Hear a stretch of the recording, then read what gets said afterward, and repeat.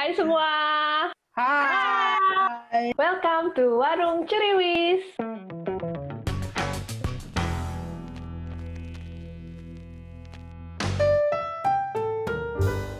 Kalau aku ke Australia itu karena diajak Venus. Awalnya Venus itu sekolah nggak ada tujuan untuk tinggal di sini. Terus salah satu temennya Venus bilang, lu kenapa nggak PR di sini? Terus Venus kayak, ya mau sih, tapi galau juga gitu karena dia nggak bisa pulang ke Indo lagi untuk selama beberapa lama. Ada Nia gitu kan di Indo. Udah nikahin aja pacar lu terus bawa ke sini. Gampang bener lu bilang. Akhirnya singkat cerita, aku terima lamaran, terus emang karena udah lama gitu kan pacarannya dan Australia, Bo, gitu kan, kayak, oke. Jadi yang oke itu karena Australinya, bukan karena Venusnya ya. Ya udah kita nikah, terus Venus harus duluan ke Melbourne. Selama di Indonesia nggak pernah naik pesawat seumur-umur. Jadi pertama kali naik pesawat itu ya waktu ke Melbourne. Langsung kapan? 2000. Wah, jauh lagi. Iya. Itu 2000 sendirian pula gitu loh. Ayo. Itu kebayangkan nervousnya kayak apa. Jadi waktu itu yang nganterin aku ke airport saat itu udah satu kampung. Jaga dirimu baik-baik. Iya.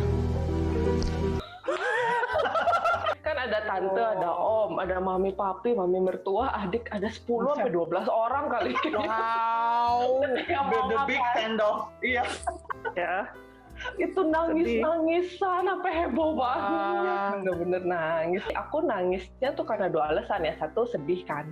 Yang kedua, takut, men. Kata gua Dilepas. gila, takut banget.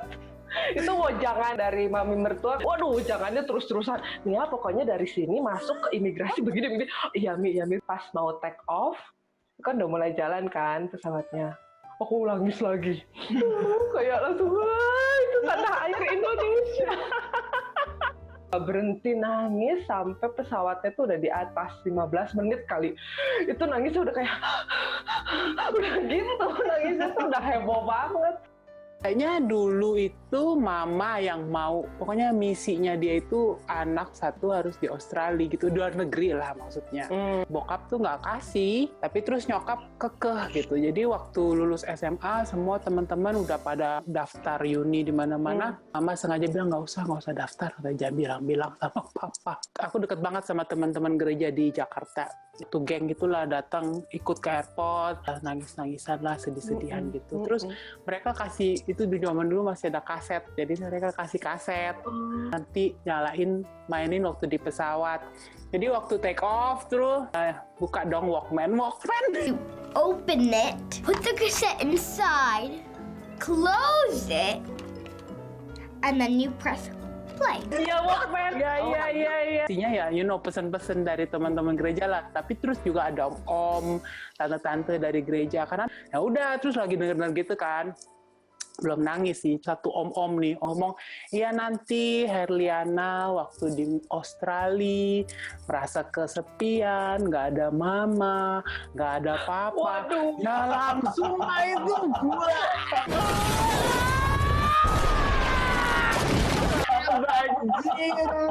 Bokap temenin waktu di Melbourne, terus kenalin sama saudara jauh. Ternyata tinggalnya di public housing gitu loh.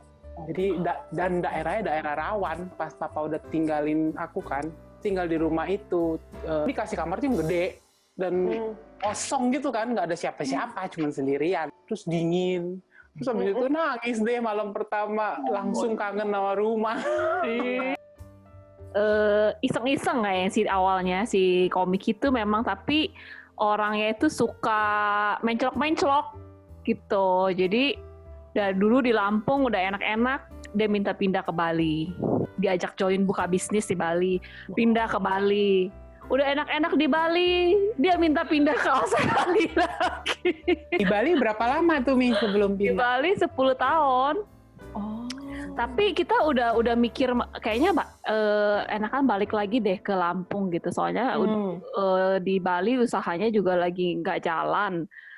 Terus di Lampung masih ada usaha gitu. Kita udah planning, oke, kita kayaknya mungkin pindah ke Lampung lagi deh gitu. Terus kita liburan ke Australia, ke Sydney, ke mana? Pokoknya keliling-keliling lah. Nah terus waktu di Melbourne ketemu sama iparku punya adik yang lagi sekolah di sini.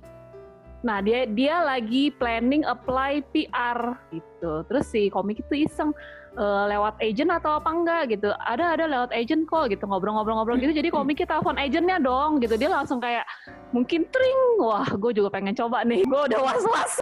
Udah was-was.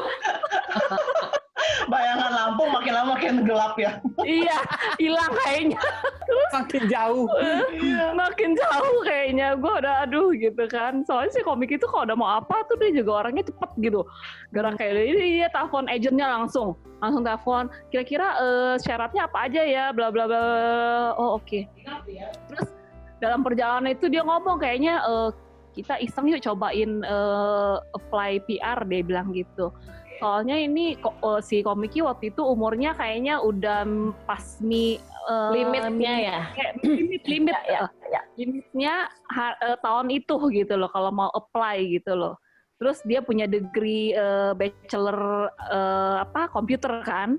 Terus kayaknya bisa nih coba-coba, kita nggak usah pakai agent, katanya coba-coba aja, dia bilang coba-coba sendiri.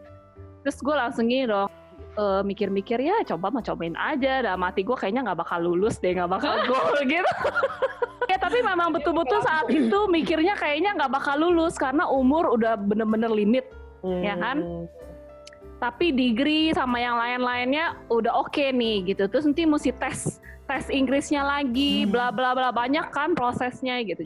Nggak lama tiba-tiba dapat letter kalau di approve gitu. Terus kayak serius gitu. Dalam waktu cuma 9 bulan kayaknya, nggak sampai setahun loh. Belum Serius, nggak sampai setahun kita dapat. Terus dibawa ke Australia dibilangnya ya setahun dulu lah, nanti udah setahun kita lihat gimana, kalau nggak betah pulang. Sampai sekarang nggak pulang-pulang. Aku pindah negara tuh 2 kali. Jadi pertama kali aku pindah tuh dari Jakarta ke Melbourne. Terus tinggal di Melbourne sekitar 20 tahunan. And then recently kayak 3 tahun lalu baru pindah ke Singapura. Terus Kenapa Melbourne, Vi? Kenapa pilih Melbourne bokap nyokap? Karena waktu itu Mama tuh punya teman. Jadi teman Mama ini pindah ke Melbourne sebelum kerusuhan.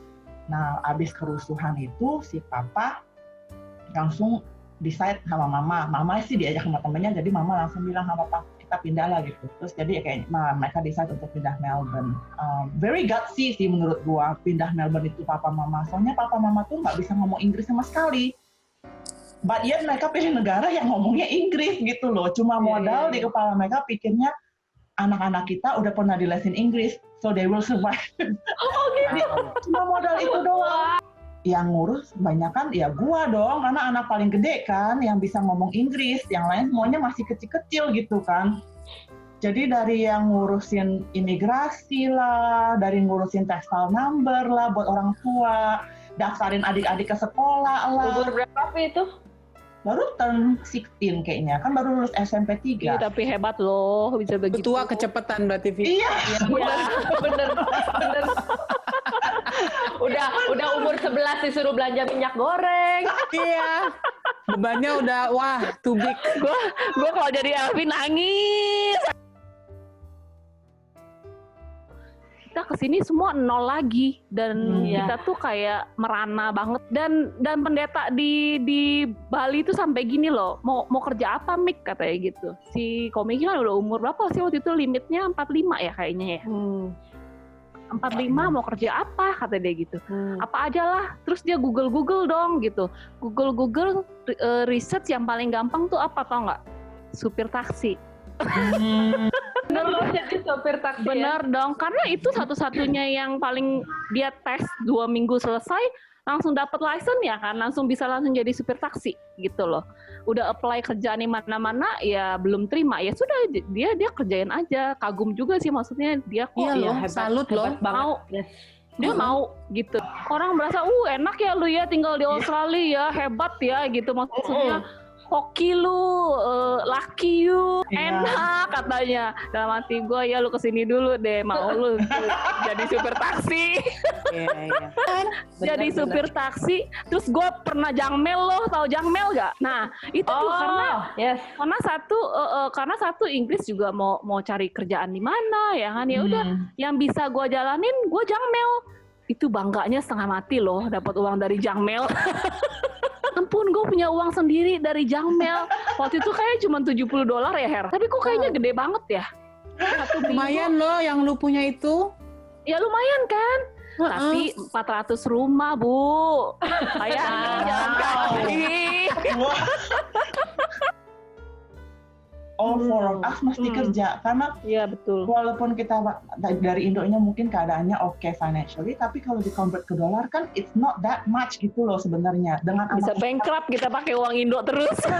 Exactly, kalau kelamaan nggak ada kerjaan, Iya, bisa makanya. setengah mati dan anaknya 4 gitu loh, kan nggak mungkin toh gitu loh. Tuh papa mama very very willing to do anything to provide for the family. Iya. Iya. Jadi mama akhirnya masuk ke sama kayak Cimeri, nggak bisa ngomong Inggris toh. Jadi masuknya ke namanya laundry company yang buat hotel.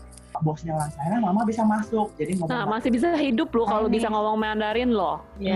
asal cari communities-nya. Ini banyak banget. Iya.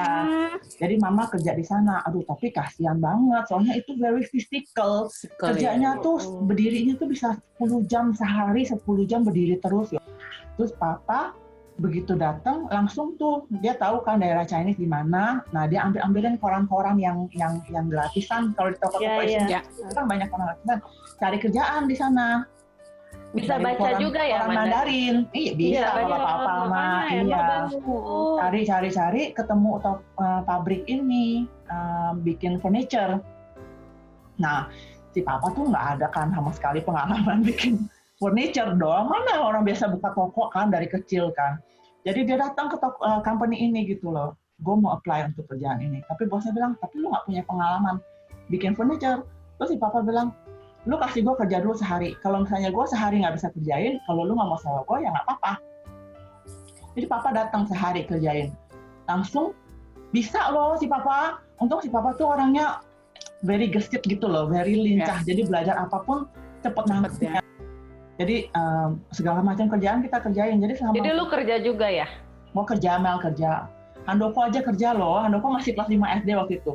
Dia sering ke toko news agency ini. Dulu kan ada Pokemon yang Tazos itu loh.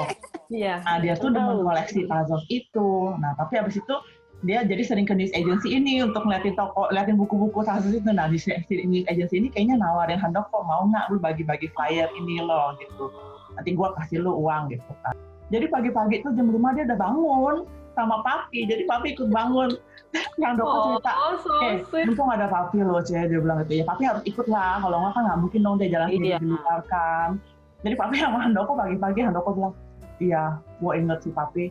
Kalau pagi-pagi gue bangun, dia ikut bangun, kita duduk dulu sama-sama minum susu sebelum pergi keluar bagi-bagi. Lucu banget. Gue nggak tahu karena kita semua masih tidur. Iya. Itu memorinya pasti inget terus ya si Hana. Handoko inget banget. Iya, dia bilang, iya si papi bangun, kita bikin susu, minum dulu, abis itu baru kita bagi-bagi flyer satu rumah gitu kan. Satu gang itu kita bagi-bagi flyer. Udah kekumpul uangnya sampai cukup bisa beli PlayStation 1 loh. Aku sempet 3 kerjaan. Dalam satu waktu, dalam 3 kerjaan tuh nelayan, di klinik, sama di restoran Itali. Itu dari pagi sampai malam. Bener-bener gitu, terus tungguin Venus pulang karena rumah rent aku itu gelap banget. Dari jam 10 pagi, kerja sana sini, begitu langsung ke tempat Venus, tungguin lah di tempat Venus sampai jam 2 pagi. Itulah. Tuh, susah hidup kita ya. Itu perjuangannya, ya ampun. Nasib anak perantauan. Ternyata bener-bener susah gitu di sini. Pertama gajian itu, wah itu happy-nya. luar biasa lah. Norak Keringat loh. sendiri ya. Iya, norak banget. Kalau di Indonesia itu kita kerja, kayak misalnya buka toko gitu. Beda, uangnya itu beda karena kita santai gitu. Kita punya pegawai yang ngurusin, terus dapat uangnya jadi biasa aja. Kayaknya normal gitu loh. Dan di sini tuh harus willing to kerja fisik ya. Agak susah untuk datang ke sini langsung kerja kantor gitu. Selera makanan dulu di sini tuh kan nggak banyak restoran Indo, cuma ada nelayan kayaknya dulu satu-satunya. Tapi makanan tuh masih termasuk murah. Kita ada nasi sama ayam sama saus cuma $2.80. Dan ayamnya itu Maryland, jadi gede. Yang kayak bendera. Iya. Ya. Kenapa mesti bendera? Begitu kan, paha atas, paha bawah. Iya, nggak kepikiran bendera bener juga. Terus ada Cina Express dulu, China Express. Itu makanan kebangsaan. Iya. Murah. $4, gila banyak banget Iya. tofunya. Iya, mapo tofu sama apa honey Honey chicken ya, chicken. sama sambelnya. Iya, honey chicken. Yes. Teman-teman yang zaman itu seumuran pasti tahu orang talking about. Chicken rice $2.80, abis itu dia naik $3.20, and then $3.50, terus sampai $4.20, terus dia tutup. Ya.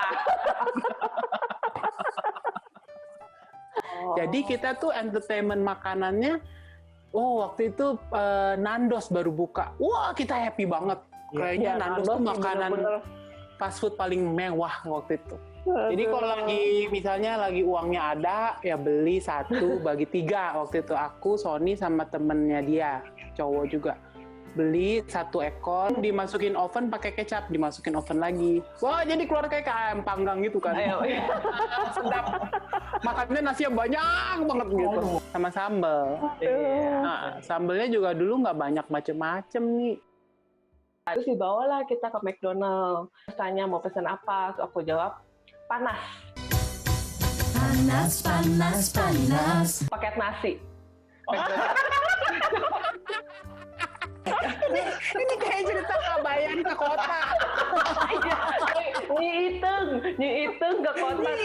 Iya benar. Panas. Di sini nggak ada paket nasi, nggak ada panas. Oh, ya udah kalau gitu ayam deh sama kentang. Nggak ada juga. Nggak ada juga. Aku sampai kesel kayak, ini adanya apa McDonald di sini? Terus bilang adanya burger, kentang. Ya udah kalau gitu burger deh. Burger datang, terus aku kayak cari celingak-celinguk. Terus Vanus bilang nyari apa? Nyari sambal. Yang ada di pump gitu. Iya. Ada juga di sini cuma tomato sauce. Sampai aduh, iya. Aku kayak kenapa gue di Australia? Di makanan aja udah bedanya jauh banget. Aku ngerasain tinggal bareng stranger ya. Gile.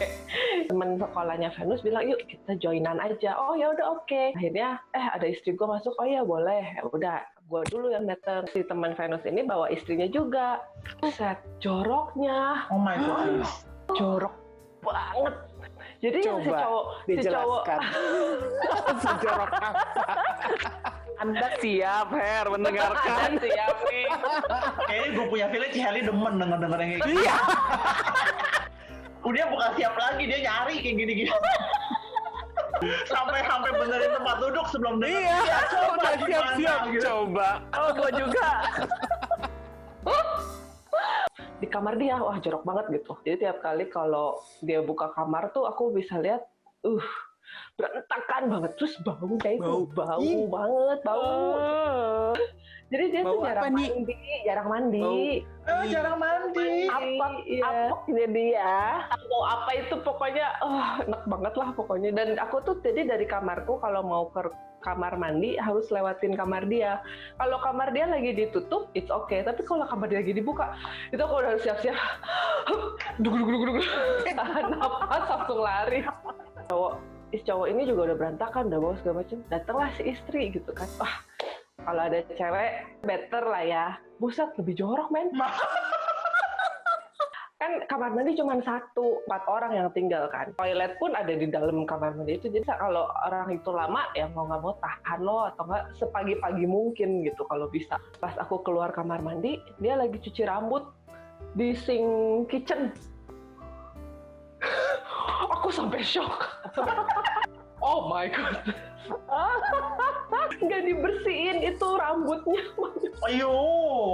Andai aku pernah kebuka kan pintunya ya, di karpetnya tuh ada Ini ada kacang, kulit kacang itu berserakan di karpetnya kamar, dan Freak. ada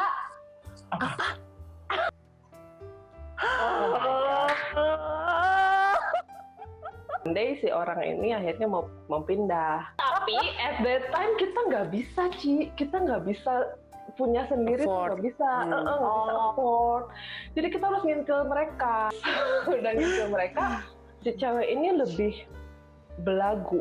Itu sewa juga, cuman dia tuh serasa ibu kos. Karena kamarnya banyak, jadi dia sewa-sewain. Dia subletting ya? Oh, It's illegal kan? tapi illegal, yes, benar. Nah, di situ udah mulai belagu dianya. Kita mandi ditegor. Dia tuh mandi sering amat ya. Ini airnya gimana? Kalau gitu kamu nambah deh $50 per bulannya, harus nambah. Karena kalian mandinya banyak. Pakai airnya banyak. Aku kayak, hah? Ya udah, oke, karena kita butuh air, butuh mandi. Ya udah nih, gue bayar lah gitu. Pulang kita jam 12. Terus Venus mandi malam-malam.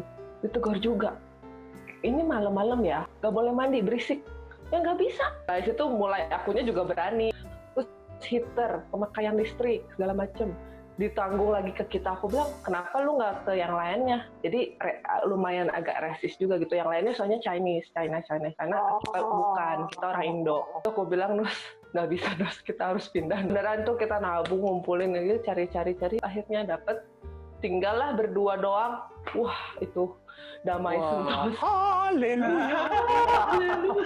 Jadi sejak itu langsung mau bilang, Nus, udah ya, no more sharing. No more housemates. No more housemate. Di Indonesia nggak mungkin lah, pasti kita nempel terus sama keluarga ya. Kalau cuman di sini nih, nasib anak rantau tuh bener harus deal sama orang lain gitu, kebiasaan orang lain yang corok. Struggle-nya waktu itu more of like a social struggle. Susah untuk kenal dekat sama orang. Untung ada Sony juga pas datangnya tuh ke Melbourne juga. Other than that, I didn't have any friends. Pernah diajak ke gereja, sempet tuh pergi berapa kali ke sana, tapi I didn't feel connected ya, karena mereka welcome, tapi friendly-nya just on the surface gitu loh. Udah selesai gereja, ya mereka paling say hi, dan that's it. I was left alone gitu. Apalagi untuk orang introvert itu intimidating banget untuk sendirian di gereja dan gak ada yang ngajakin ngobrol. Sony waktu itu belum kenal Tuhan, jadi setiap kali pergi ke gereja, aku pergi sendiri. I was used to the life at church gitu. Pelayanan apalagi udah aktif banget waktu di Jakarta. Sampai sini nggak ada apa-apa kan kayaknya apa gitu ya. Iya, bener kosong. Lama-lama aku hilang gitu dari gereja. Akhirnya cuma pergi ke COC yang di City itu lah, di Swanston. Cuma untuk datang, sekedar untuk udah tick my duty gitu. Akhirnya nggak ke gereja selama setahun pertama. Karena nggak ada komunitas, I don't have any close friends. Ini juga nggak peduli amat gitu mau ke gereja mau nggak. Tapi abis itu ke uni, my housemate ke gereja ini nih. Dan satu hari dia ngajakin. Dalam pikiranku itu, aduh orang Indo tuh males banget lah. Sukanya ngomongin orang gitu. Orangnya juga nggak gitu ramah, ngapain. Dan I'm comfortable enough untuk just be with myself sama with Sony. Udah cukup gitu. Tapi akhirnya kayaknya satu hari kita pergi deh sama Sony juga. Terus orang-orangnya tuh ramah di situ. Begitu welcome me as one of their own gitu. Padahal baru pertama kali datang terus deh. Akhirnya dari sana juga Sony bisa terima Tuhan di gereja itu. Pelajarannya untuk datang ke negara baru ya, kamu harus cari komunitas ya yang make you feel belong, tapi juga yang mendukung elu untuk jalan yang lebih baik gitu loh. Karena kalau enggak, wah gampang banget deh di sini tuh. Lu nggak kemana-mana, nggak ke gereja juga nggak ada yang tahu. Lu mau jadi jahat juga nggak ada yang tahu. Bedanya tuh di Indo sama di sini yang aku rasain banget tuh pas kehidupan malamnya ya. Ya, Di Indo jauh itu- banget. Di Indo itu mau cari makanan segala macem tuh kayaknya wah ada Ya. tuh sampai jam 10 kita masih ke mall segala macem. Di sini ya ampun waktu pas awal kesini tuh jam 5 udah tutup kayak ini udah that's it gitu aja hidupku. Iya. Kayak sini pijet gitu, misalnya pijet tuh $80 sejam. Mending di Terus tapi Indonesia. harus ada makanan, gue pilih makan $80 untuk makanan berapa hari. Bener. Di Indonesia lu 100.000 2 jam sampai tulang lu empuk semua istilahnya ya kan. Tulang lunak. Jadi Mary tulang lunak. Kita kayak Pulau Indo turun mesin ya semua di Wah, iya. Itu Jadi- krembat, facial, laser ya kan. Nggak bisa lihat, wah yang tinggal di luar lebih enak, yang di Indonesia nggak enak. Kayaknya kita nggak bisa compare juga ya. Dimanapun kita ditempatkan ya sama aja kesusahannya sama gitu loh. Iya. Nggak dibilang enak gitu, nggak dibilang wah enak ya udah ada provide semuanya udah ready. Nggak juga, kita juga berjuang, sama-sama berjuang gitu loh. Jadi Iya. udah nikmatin aja di mana kamu sekarang tinggal, asal kita bisa enjoy, bisa happy gitu. Jadi kita nggak lihat lagi yang kalau dulu kan kita lihat wah yang tinggal di sana enak, tinggal di sini enak gitu. Jadi kita nggak lihat kanan kiri lagi, rumput tetangga selalu hijau katanya. If anyone out there yang lagi mikirin mau pindah negara atau enggak gitu kan, know that it's a tough one, so it's not something that's easily decided. Tapi once you decide, I think either way, kayak kata Ciheli, Cimer gitu semuanya, you choose to make the best out of it aja. Teman-teman kampus ya, teman-teman kuliah gitu yang carilah yang memang support each other gitu. Yang benar gitu. Iya. And sometimes you have to push yourself sih untuk milih yang baik gitu, instead of milih yang convenient for you. Sama satu lagi kalau yang udah merantau ke sini, jangan give up gitu untuk cari kerjaan aja, dan ada kerjaan apa ya udah dijalanin gitu loh. Oke, jangan lupa untuk like, subscribe, comment, and share this video ya. Bye.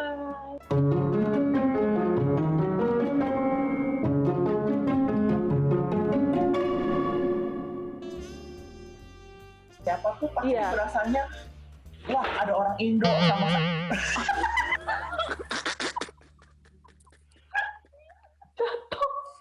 Gue kira si Venus ngambek dilempar pakai botol aku, lama banget ini.